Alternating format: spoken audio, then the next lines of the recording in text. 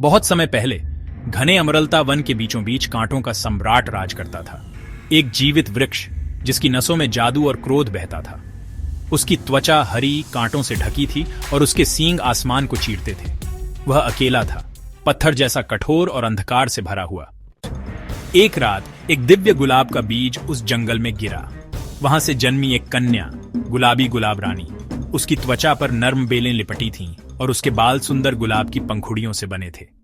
उसकी उपस्थिति ने सारे जंगल को महका दिया और कांटों के सम्राट के सूखे हृदय में पहली बार जीवन की हलचल हुई। सम्राट ने उसे देखा और मोह में बंध गया। रात दर रात वे एक दूसरे के करीब आए, लेकिन उन पर देवताओं का शाप था, क्योंकि वे दोनों प्रकृति के दो विपरीत छोर थे, एक विनाश का प्रतीक, दूसरा कोमलता का।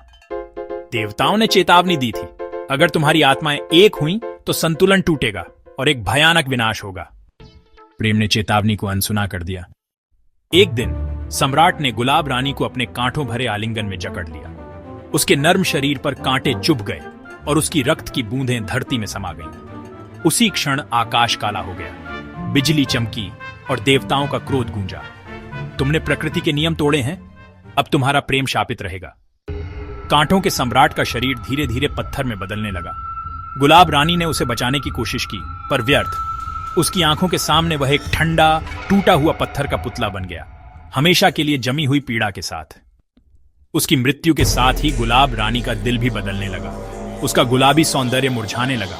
उसकी नर्म बेलें काले कांटों में बदल गईं। उसकी गुलाबी पंखुड़ियां जलीं और एक भयानक काले गुलाब का रूप धारण कर लिया। अब वह काले गुलाब की रानी बन गई थी, कठोर, निर्दयी और अंधकार से भरी हुई। उसका सौंदर्य अब एक मृत्यु का जाल था। जहां भी वह जाती, फूल मुरझा जाते, नदियां सूख जाती और हवा विषैली हो जाती। आज भी अंधकार वन के बीचों बीच एक पत्थर का कांटों का सम्राट खड़ा है और उसकी छाया में काले गुलाबों की रानी बैठी है, अपने अगले शिकार का इंतजार करती हुई। जो भी उस जंगल में प्रेम खोजने आता है, उसे सिर्फ मौत और अंधकार मिलता है, क्योंकि प्रेम का अभिशाप अब अमर हो चुका है।